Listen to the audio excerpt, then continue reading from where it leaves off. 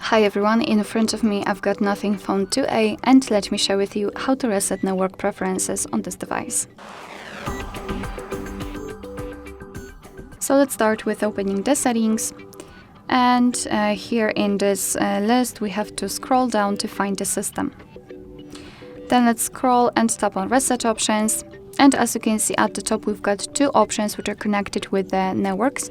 So we can either reset mobile network settings or reset Bluetooth and Wi-Fi. It depends what you want to achieve. So let me reset both. Let's start with mobile network settings. Simply tap on it and tap on Reset Settings.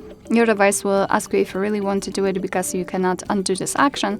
So if you're ready, tap on Reset Settings. We've got this information, so we just successfully reset mobile network settings. And after getting back, we can also reset Bluetooth and Wi-Fi. So let's tap on it.